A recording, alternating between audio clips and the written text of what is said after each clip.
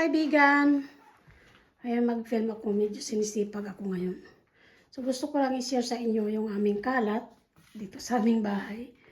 So ayan yung asawa ko, todo isip-isip sa kanyang gagawin. So kasi ayan, renovate niya yung kitchen. Siya lang yung gagawa niyan. Dahil wala kaming saingan, so ito yung aming saingan. Lutuan. Dahil pinamigay yung aming oven. Marami siyang gagawin dyan. Tingnan nyo. Symbol pa. Yung mga cabinet. Yan. Diba wala ng mga cabinet. So grabe ang kalat ngayon dito sa amin. Hindi pa alam kung paano gagawin. Kaya minsan nakakatamad na pumunta dito. So yan ang aming lamisa. Puro puno ng kalat. So ayan, dami silang mga libro ba.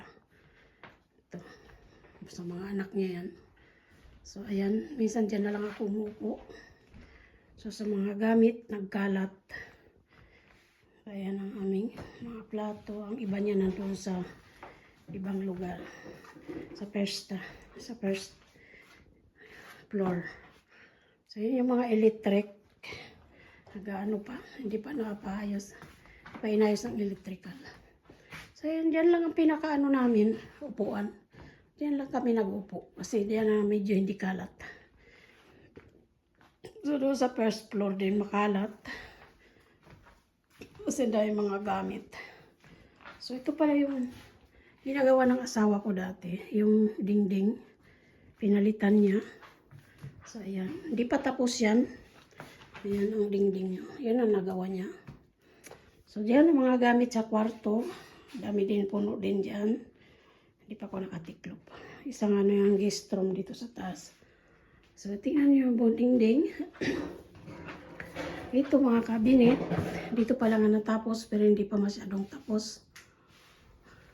So ayan, dyan papunta ng CR. Ayan, doon naman ang aming kwarto. Ayan. So ito pa ang katapusin. Dito pa. Ayan. Kaya medyo alanganin kasi mataas yan. Pupunta yan doon sa first floor. Kaya medyo mahirap. Magagawa pa ng hagdan, tapakan. Kaya kailangan hindi siya magawa ng siya lang mag-isa dito. Kasi in case simba ko lang ang aksidente ba. Kaya sabi ko sa kanya wag siya gagawa ng siya lang mag-isa. Kasi mataas yan. Ang hagdan. Papunta doon sa first floor. At mayroong naman doon, 3 kwarto. Saka mga panglabahan, mga stock room. So, ayan. Ang daming kalat. Hindi mo mawari kung saan ka pupunta. So, ayan, asawa ko. Plus, wala pa kaming lutuan. Wala nang hugasan.